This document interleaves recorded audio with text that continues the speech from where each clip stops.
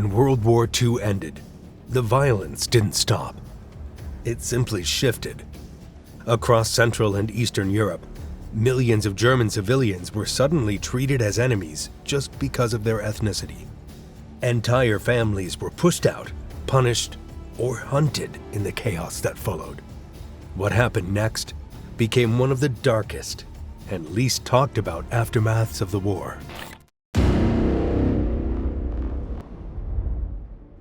The story begins long before Germany became a united country in 1871. German-speaking people had already been living far beyond the borders of what we now call Germany. Their movement started many centuries earlier. During the 1200s and 1300s, rulers in places like Poland, Hungary, and Bohemia invited them because they needed people who understood farming, trade, building, and town development. Europe at that time had large empty lands, and many kings wanted to turn forests and swamps into working villages. German farmers knew how to manage soil, rotate crops, and build sturdy houses. Their skills made them valuable, so they received land and support to settle. They created schools, mills, and workshops, and soon, entire towns began to form around them. As time passed, the German communities blended into local life while keeping their own traditions. In regions like Silesia, East Prussia, Bohemia, Moravia, and the Sudetenland, the German language and culture became a common part of everyday life. These areas often had mixed populations, with Germans living alongside Poles, Czechs, and other ethnic groups. The German presence grew so strong that in some towns, German was the dominant language used in markets, courts, and schools. By the 1800s, German settlements stretched across a huge part of Central and Eastern Europe. Many of these places today belong to countries like Poland, the Czech Republic, Hungary, Romania, Slovakia, and even parts of modern Russia. The Baltic region also had long-established German communities, especially in cities like Riga and Tallinn, where German merchants had played major roles in trade for centuries. These people were not recent immigrants. Many families had been living there for hundreds of years and often felt connected to the land just as strongly as the local population did. They had their own churches. Sometimes they built in Gothic style, and their own neighborhoods where German traditions continued without interruption. Life for these communities was not always peaceful. Borders changed many times over the centuries due to wars and political struggles. One generation might grow up under one kingdom, and the next might find themselves ruled by a different empire. But the Germans remained, building large networks through farming, trade, and crafts. Still, when the 1900s approached, a new force began to change everything: nationalism. People across Europe started focusing more on ethnic identity. They began asking who truly belonged to a country and who didn't. This created tension in regions where populations were mixed. After World War I ended in 1918, the Austro-Hungarian Empire broke apart. New countries like Czechoslovakia and Poland were formed. And suddenly, millions of Germans became minorities in lands that were no longer governed by German-speaking rulers. Some felt uncertain and worried about how they would fit into these new nations.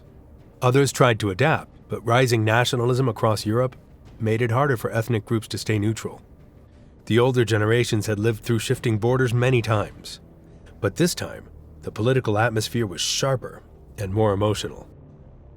These problems did not explode immediately, but they remained under the surface like cracks waiting to widen.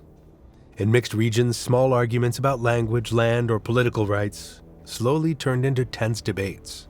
By the time the 1930s arrived, these pressures had built up so much that it only took one strong push to turn them into something dangerous. And that happened when Adolf Hitler became the leader of Germany in 1933.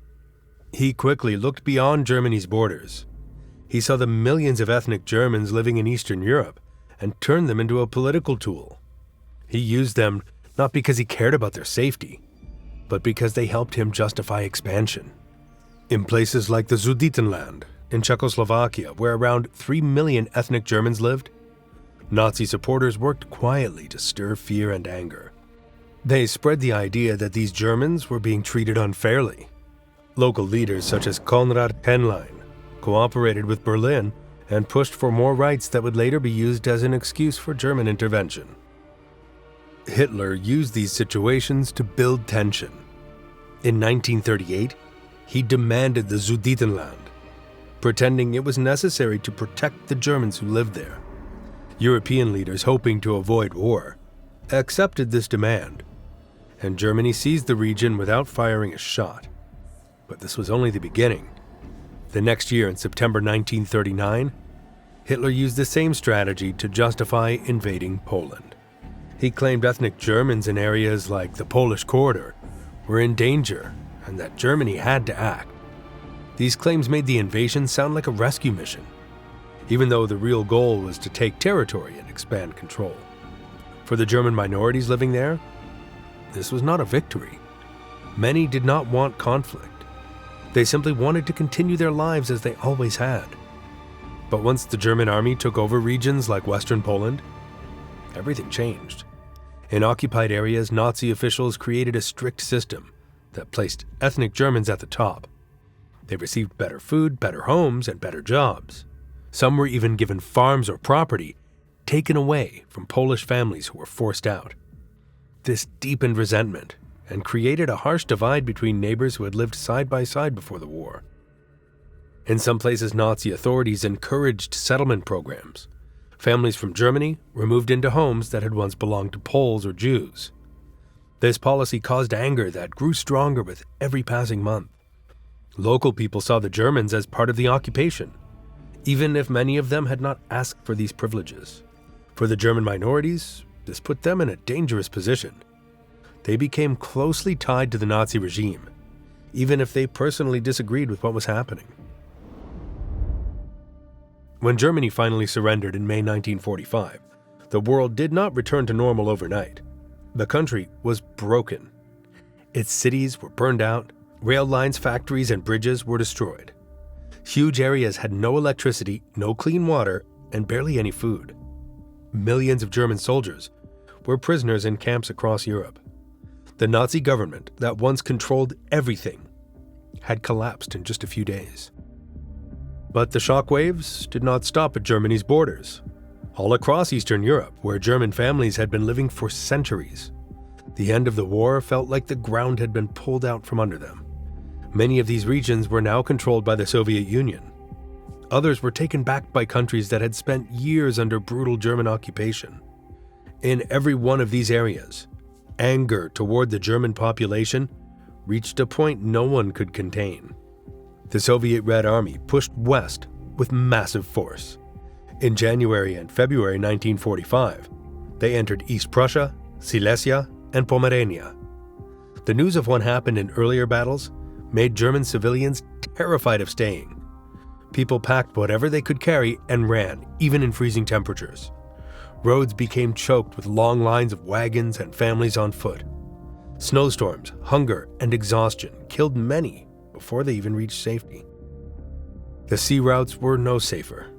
In one of the darkest tragedies of the entire war, the ship Wilhelm Gustloff, loaded with civilians and wounded soldiers escaping East Prussia, was sunk by a Soviet submarine in January 1945. More than 9,000 people died.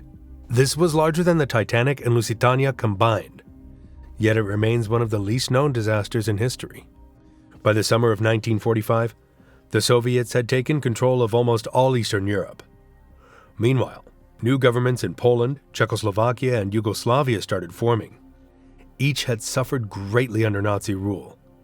In Poland alone, around 6 million civilians had died during the war. With the Germans now powerless, the rage built up over 6 brutal years exploded across entire communities. In the first weeks and months after the German surrender, there was no real law in many regions of Eastern Europe. Governments were barely functioning. Police forces were weak or starting from zero. People were carrying weapons that had not been collected after the fighting ended. This was the perfect environment for revenge attacks, and the German minorities were the easiest targets. In places like Silesia and East Prussia, groups of armed locals moved through towns searching for Germans. Some were former resistance fighters. Others were people who had lost family members during the occupation. They acted on emotion, not order. Entire neighborhoods became scenes of arrests, beatings, and forced marches. German civilians, many of whom had nothing to do with Nazi rule, found themselves blamed for everything that had happened during the war. Czechoslovakia saw some of the most violent outbreaks. In May 1945, just days after the German surrender, a deadly incident took place in the city of Ústí nad Labem. An explosion at a warehouse led to panic and rumors. Crowds turned on the local German population, and dozens were killed in the chaos. One day later, in the city of Brno, Czech authorities forced around 27,000 Germans to march toward the Austrian border. The route was long and hot. Many people were elderly, sick, or children. The journey killed many who simply could not continue. In Poland, the situation was not much better. The new authorities set up camps to hold German civilians while deciding what to do with them. Some of these camps had been used by the Nazis earlier in the war and were now turned against German prisoners. Typhus, dysentery, and starvation spread quickly. Around cities like Łódź, thousands of German families were pushed out of their homes during the summer of 1945. Many had only minutes to gather their belongings before being told to leave. These actions were driven by raw emotion. Years of killings, forced labor, and destruction had left people angry and traumatized. Many no longer made a difference between Nazi soldiers and German civilians. They saw them all as one group. At the same time, the region was full of uncertainty. No one knew what the new borders would be or which country they would be living in. With no clear rules, violence spread fast. But this early chaos was only the beginning. In July 1945, the leaders of the Allied powers met in a suburb of Berlin called Potsdam. The meeting lasted until August. 3 major leaders were present, including Harry Truman from the United States, Joseph Stalin from the Soviet Union, and Winston Churchill, who was later replaced by Clement Attlee after losing an election during the conference. The Allies had many urgent issues to solve, but one question was especially difficult, which was what to do with the millions of Germans living outside Germany's new borders. The territories of East Prussia, Pomerania, and Silesia were being given to Poland. The Sudetenland was returning to Czechoslovakia. Parts of Eastern Hungary and Yugoslavia also had long-standing German communities. Allies feared that if these minorities remained, new ethnic conflicts would break out and possibly start another war. After long discussions, they decided that Germans living in these regions would be moved into the New Germany. This was not a small plan. It involved more than 12 million people. The Potsdam document said the transfers should be orderly and humane. But the reality on the ground was completely different. None of the countries involved had the resources to organize smooth relocations. There were not enough trains, food supplies, or proper housing. Many of the officials responsible were still dealing with the ruins of their own towns. Poland, Czechoslovakia, and Hungary began preparing for mass expulsions. They had already been thinking about this even before the conference, but now they had international approval, which gave them the freedom to act as they saw fit. By late 1945, trains across Eastern Europe were being prepared. The shift from chaotic violence to organized relocation changed the process, but the scale remained enormous. In Poland, regions like Silesia, Pomerania, and East Prussia were emptied village by village. Cities such as Wrocław and Szczecin, once filled with German families, were now taking in Poles who had been forced out of their own homes in the east by Soviet expansion. In Czechoslovakia, the numbers were even more overwhelming. Over 2 million Germans were removed from the Sudetenland alone. Trains left almost daily. People were often told they could bring a single suitcase. Everything else, including their land, tools, furniture, and family belongings, stayed behind. Many of these items were later redistributed to new settlers or absorbed by the state. In Hungary, thousands of German-speaking families from villages in regions like Tolna and Baranya were placed on long transport trains between 1946 and 1948. Their homes were quickly claimed by Hungarians coming from Slovakia or from other areas affected by post-war border changes. The total number of Germans uprooted between 1945 and 1948 reached roughly 12 to 14 million. Some expulsions were relatively calm, with local officials guiding people onto trains, but others were harsh and exhausting. Overcrowded wagons made disease spread fast. Winters were cruel. Water and food were often limited. Many elderly people and children did not survive the journey. When the trains finally crossed into what was left of Germany, the refugees stepped into a land that was barely holding together. Entire neighborhoods had been flattened by years of bombing. Rationing was strict.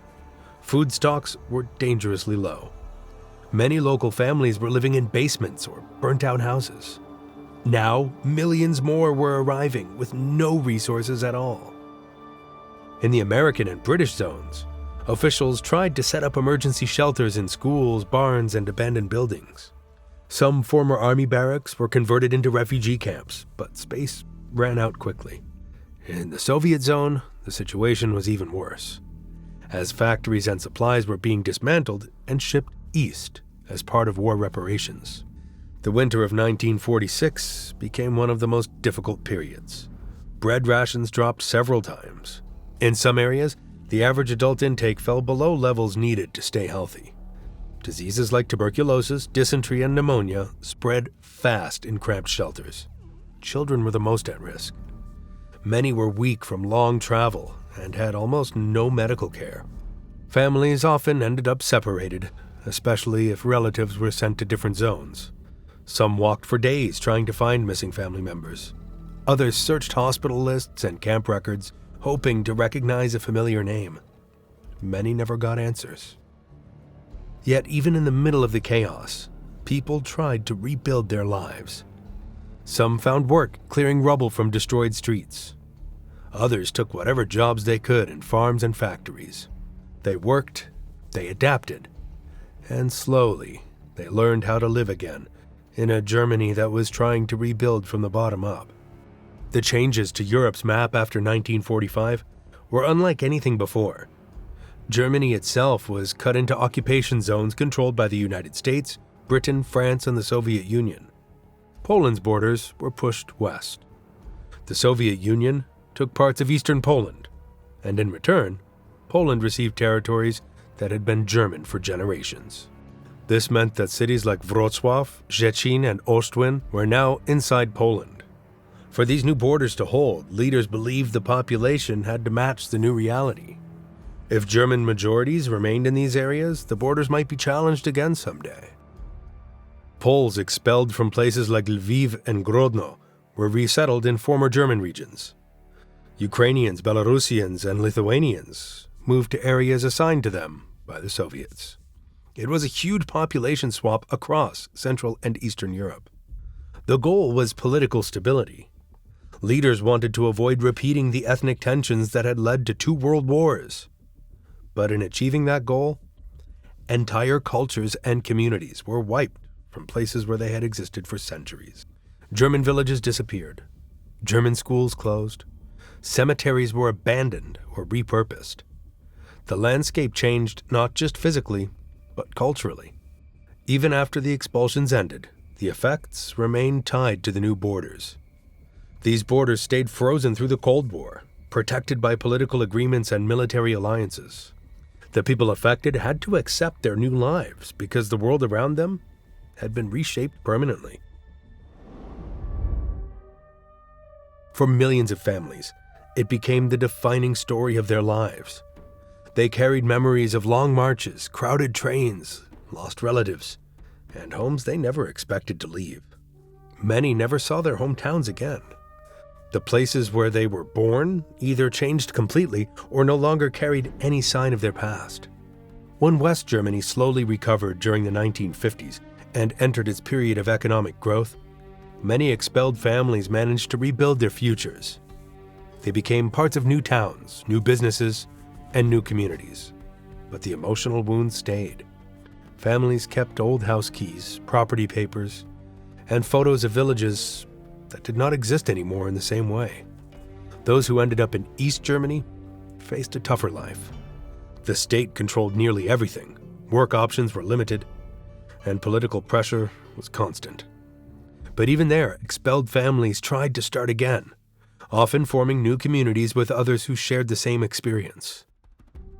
For decades, talking openly about the expulsions was difficult. The Cold War made it politically sensitive. Western countries did not want to reopen border debates with the Soviet bloc. So many stories stayed inside families, passed down quietly from parents to children. It wasn't until after 1990, when Germany reunified and the Cold War ended, that these stories began to be discussed more freely. Researchers, journalists, and families started sharing documents, interviews, and memories. People traveled back to their old villages. Some found only new buildings standing where their homes once were. Others found ruins or empty fields. The expulsions had ended long ago, but the impact lived on in memories, in family history, and in the changed shape of Europe itself.